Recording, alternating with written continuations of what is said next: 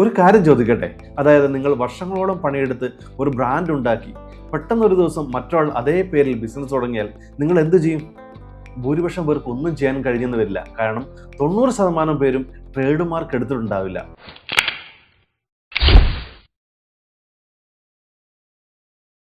Hi, ഞാൻ സന്തോഷ് തോട്ടത്തിൽ ഏവരെയും ഹാർദവുമായി സ്വാഗതം ചെയ്യുന്നു. ട്രേഡ് മാർക്ക് എന്നത് അത്രയും പ്രധാനപ്പെട്ട കാര്യമാണോ? നമുക്ക് നോക്കാം. ഇന്ന് ഈ വീഡിയോ കണ്ടാൽ നിങ്ങൾക്ക് ഏറ്റവും പ്രധാനപ്പെട്ട 3 കാര്യങ്ങൾ ക്ലിയർ ആവും. അതായത് എന്താണ് ട്രേഡ് മാർക്ക് ആർക്കൊക്കെ എടുക്കണം, അതേപോലെ തന്നെ ട്രേഡ് മാർക്ക് എങ്ങനെ എടുക്കാം. സോ നിങ്ങളൊരു ബിസിനസ്സുകാരനാണെങ്കിലോ അഥവാ നിങ്ങളൊരു ബിസിനസ് ചെയ്യാൻ ആഗ്രഹിക്കുന്നവരാണെങ്കിലോ നിങ്ങൾ ഈ വീഡിയോ സ്കിപ്പ് ചെയ്യരുത്. ഇനി വിഷയത്തിലേക്ക് വരാം. നമ്മുടെ ആദ്യത്തെ പോയിന്റ് എന്നത് എന്താണ് ട്രേഡ് മാർക്ക് എന്നത്.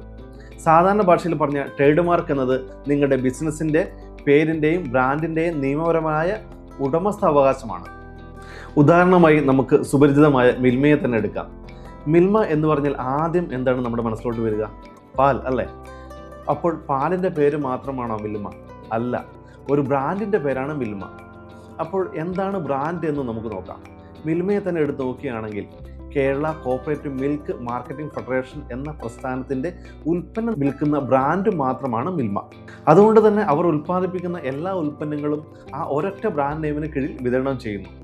പാല് മുതൽ പായസ മിക്സ് വരെ അവർ ഒരേ പേര് ഉപയോഗിക്കുന്നു. മലയാളികൾ ഇത്രയും ട്രസ്റ്റ് ചെയ്ത ഉൽപ്പന്നം വേറെ ഒന്നുമില്ല. മിൽമ എന്നത് വളരെ ട്രസ്റ്റായ ഒരു ബ്രാൻഡ് തന്നെയാണ്.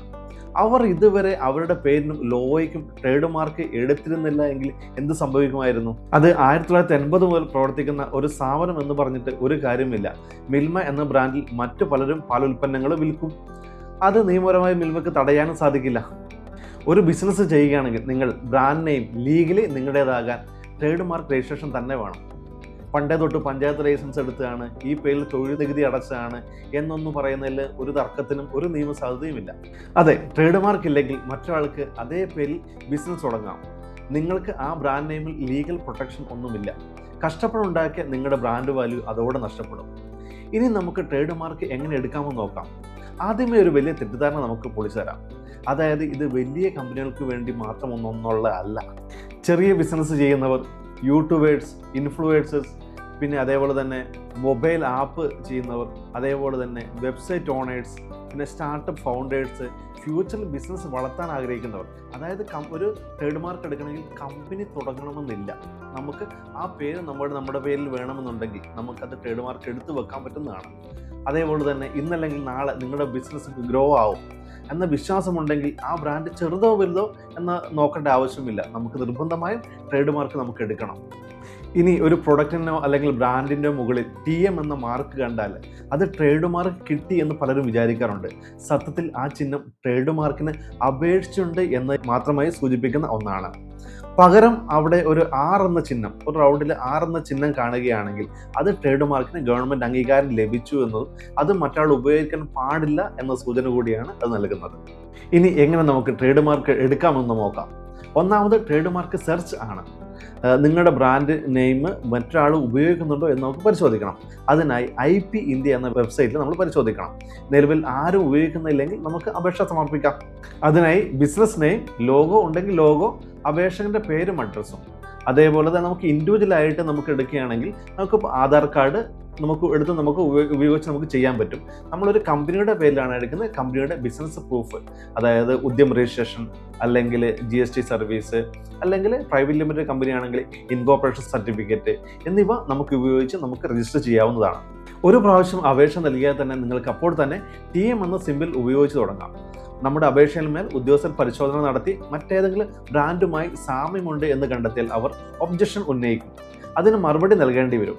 നമ്മുടെ അപേക്ഷയിൽ മേൽ ആക്ഷേപങ്ങൾ ഒന്നുമില്ലെങ്കിൽ ഗസറ്റിൽ നിങ്ങളുടെ ബ്രാൻഡ് പരസ്യം ചെയ്യും. 4 മാസത്തിൽ ആരും പരാതിപ്പെട്ടില്ലെങ്കിൽ നിങ്ങൾക്ക് രജിസ്ട്രേഷൻ സർട്ടിഫിക്കറ്റ് ലഭിക്കുന്നതായിരിക്കും. അപ്പോൾ മുതൽ തന്നെ നിങ്ങൾക്ക് R എന്ന സിമ്പിൾ ഉപയോഗിച്ച് തുടങ്ങാം.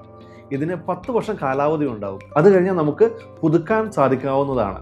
സാധാരണ 4500 രൂപ മുതൽ 9000 രൂപയാണ് ഇതിൻ്റെ ഗവൺമെൻറ് ഫീസായി വരിക.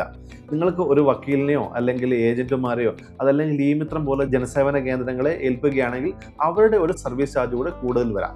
10 വർഷത്തേക്കുള്ള ഒരു ഇൻവെസ്റ്റ്മെൻറ്റ് വളരെ ചെറുതാണിത്. പക്ഷേ നിങ്ങളുടെ ബ്രാൻഡ് പ്രൊട്ടക്ഷൻ ലൈഫ് ടൈമിലേക്ക് മാത്രമല്ല അടുത്ത തലമുറയിലേക്ക് കൂടി ആണിത്.